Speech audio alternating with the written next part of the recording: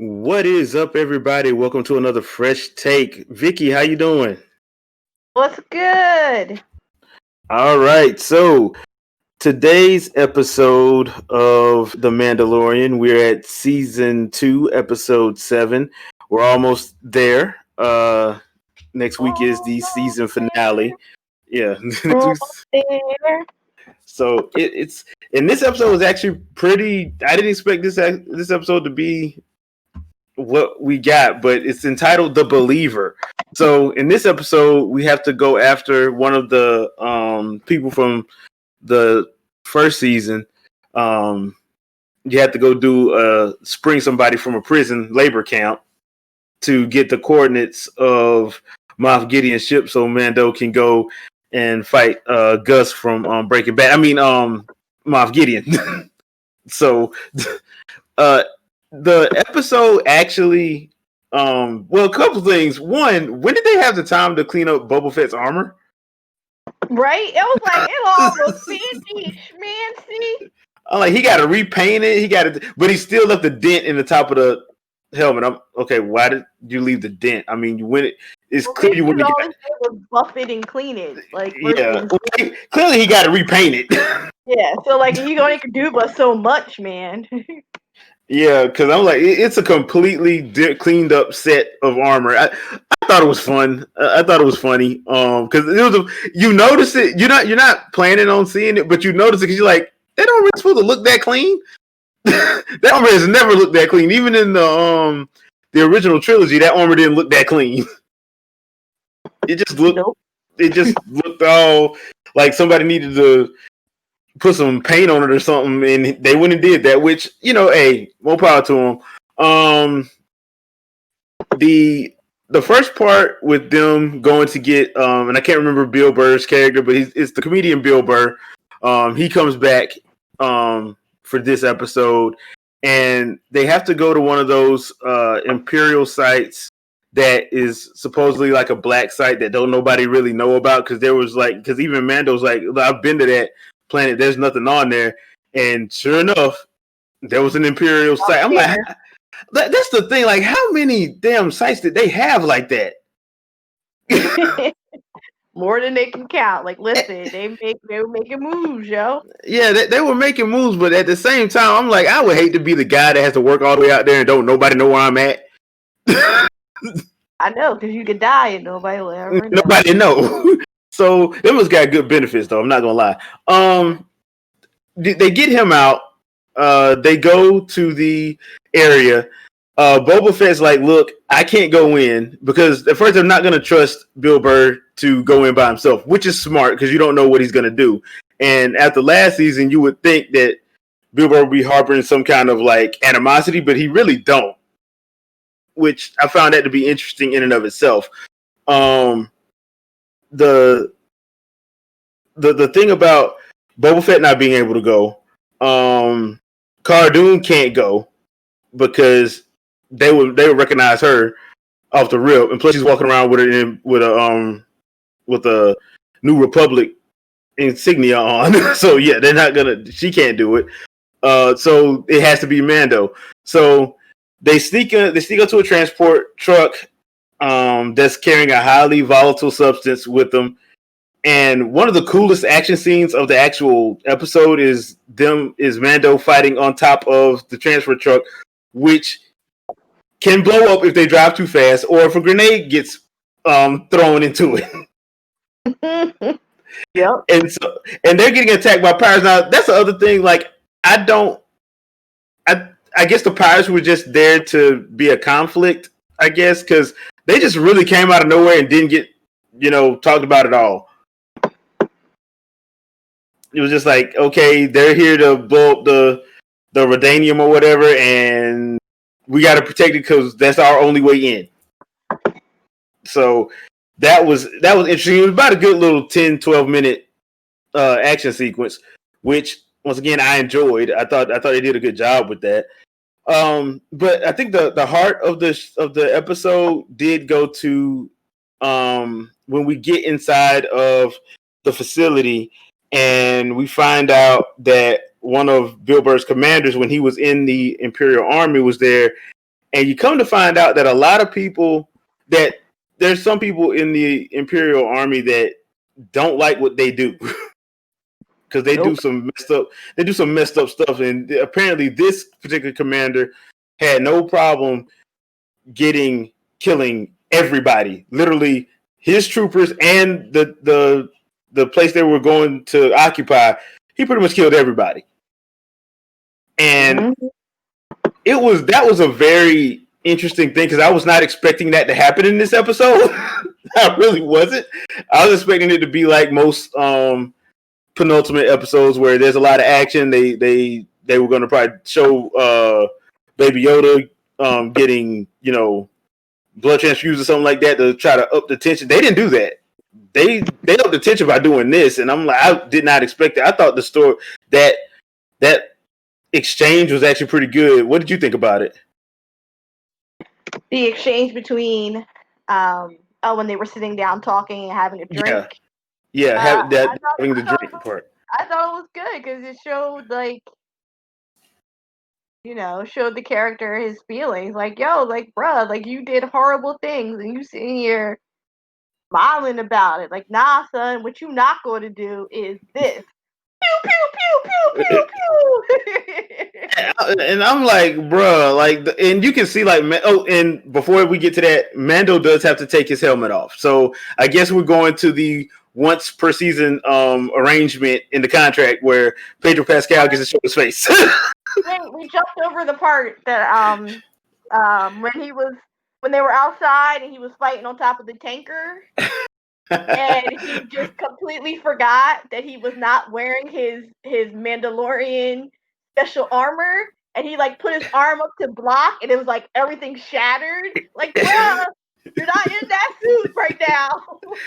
We forgot to like mention that part. I was laughing. Yeah. I was like, yeah, it's not the same. You can't just take hints like you usually do. I forgot to mention that too. That part was funny because that's when he realized it. But then they showed just how much better than everybody he is because he shook that off and he commences to beat the bricks off it like there wasn't nothing. And so you can't say it's just the armor that causes him to win. It's the actual person fighting. And can we finally say something that this really pissed me off? The clones, the stormtroopers can now suddenly hit stuff. Yeah, when it's against other guys, yeah. Mm-hmm. Shit. Not against our main characters that we're rooting for. And that's what makes the clone troopers so unbearable because just the episode before they couldn't hit the broadside of a barn. They were dumb as hell. They were standing there with boulders rolling at them when they could have easily just got out the way. Now they're special agent specialists and they're SEAL team operatives and they don't miss nothing. That's just annoying to me. But we do get to the part where Mando has to take his helmet off because I guess because it's in the contract that Pedro Pascal can show his face at least once a season. I'm getting that's the only reason I don't think I'm thinking at this point. If you don't sit down, shut up, and cash that check. Get out of here. Like if all you gotta do is voiceover and like somebody else gets to wear the sweaty hot armor. Which is normally what he's doing. Which is normally what he's doing because from what I understand, he's rarely on set. Like the stunt people be mostly doing the stuff on set. He just does voiceover. Because like think about it. Who do you really care about? The guy who wore the Darth Vader suit? Or James Earl Jones? James Earl Jones. Who was in the suit? Nobody cares. And that is kind of sad because I didn't know who was in the suit until like 2012. That's when they did that. They did a special thing for Star Wars that year, and they finally showed him and the guy who played Chewbacca. And I'm like, I didn't know who that dude. I'm like, who is that guy? Because I always thought it was James Earl Jones. I'm like, I always thought James Earl Jones was in the suit because James Earl Jones is not short; he's actually tall. So I always thought it was him. and I didn't know it was. I think his name was David Prowse. I didn't know it was him that was in the suit, and James Earl Jones just did the voice. I didn't know that, but I didn't know who that was either till 2012. I'm like, wow, I feel so bad. So I mean, I kind of see where you're coming from. But I just thought it's just weird. So I'm guessing one episode a year he's gonna take his. They're gonna find a way to get his helmet off. Okay. But the reason why he did it was because he needed to find Moff Gideon's ship. And I think that's a bit of character development that we don't.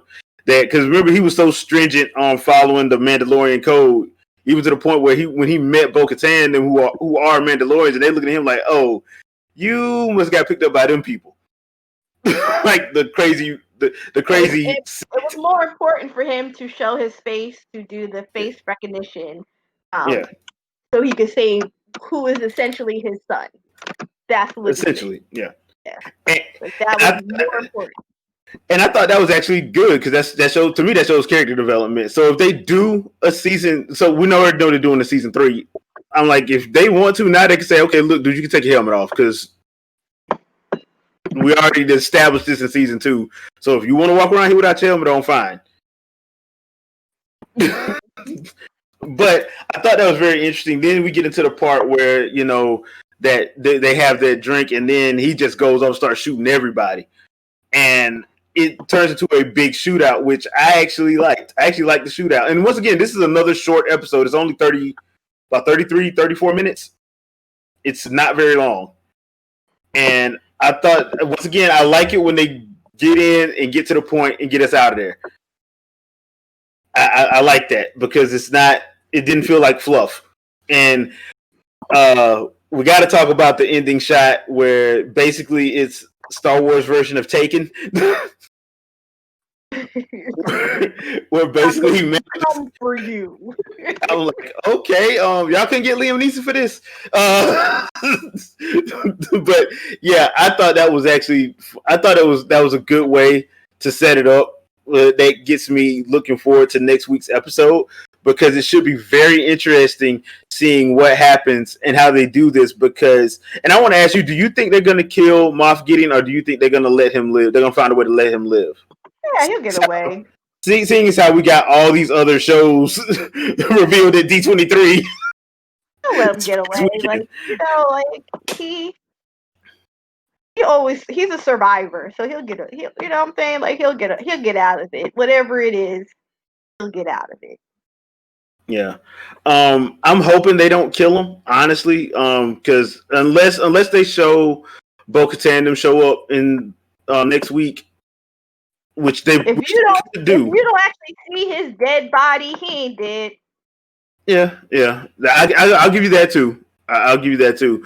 But I really don't want them to do that. And like I said, the only reason why I'm concerned a little bit is because of D23 this past week, I want to say the last 2 or 3 days, and all the reveals they had, I'm like, okay, I think they kind of might have tipped their hand a little bit. I don't know, but it's going to be interesting to see because Ahsoka's getting her own show.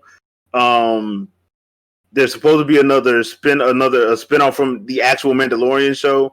Boba Fett's supposed to get his own show. So I don't know exactly how they're gonna do this, but I'm actually looking forward to it. I'm really looking forward to next week just to see like who all shows up to help because I'm pretty sure because he's gonna have to come with some backup. I can't see just Boba Fett, Mandalorian, and the other lady trying to take out an Imperial cruiser by themselves. That's not going to work. They're going to need some help for that. Or will it?